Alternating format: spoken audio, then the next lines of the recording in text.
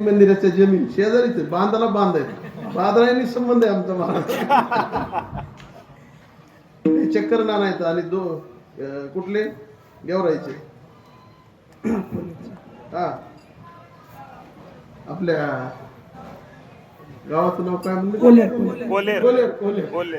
ते म्हणते एवढी मोठी जमीन आहे तिथं गावाचं नाव सुद्धा माहिती नाही. त्यांना माहिती आहे की आमचा स्पेशल माणूस त्यांच्याकडे असतो योगदान तिकडे असते त्यांच्याबरोबर. आणि कालच विषय झाला ते म्हणले विहिरीला पाणी कमी पडायला लागले. एक जणाचं नवीन पोकलेन आलं पूजा बिजा केली म्हणजे जाऊ द्या तिकडे. मी म्हणलं भाडं काहीच घ्यायचं नाही फक्त डिझेलचे पैसे घ्यायचे. ते म्हणलं ठीक आहे काय हरकत नाही.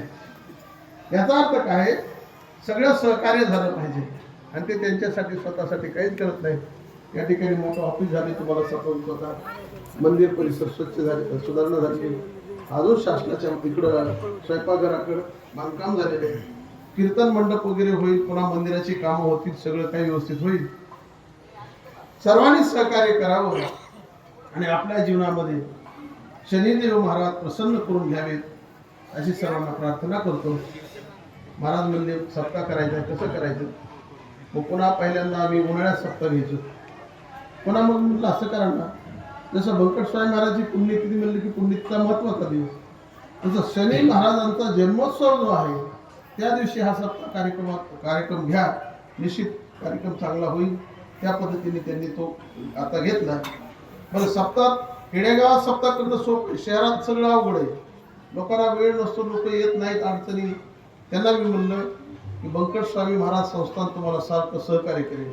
हे विद्यार्थी सगळे लोकच ना गायनाचार्य वादनाचार्य पक्वाचे सगळे पाठवून देतो म्हणलं. पण तुका म्हणे सत्य कर्म व्हावा विसरले गातली या बळी नरकात. आणि या पद्धतीने त्यांनी स्वतः डेअरिंग लावली.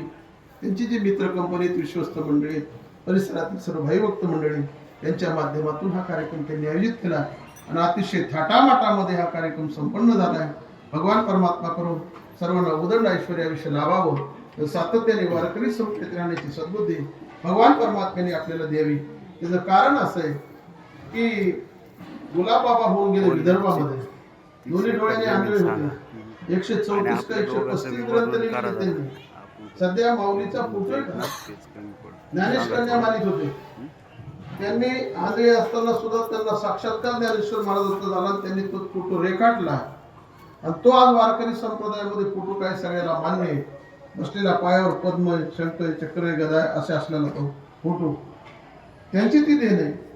ते म्हणले मी वारकरी संप्रदायाचा नाही पण वारकरी संप्रदायासारखा राजा संप्रदाय जगाच्या पाठीवर दुसरा नाही म्हणजे.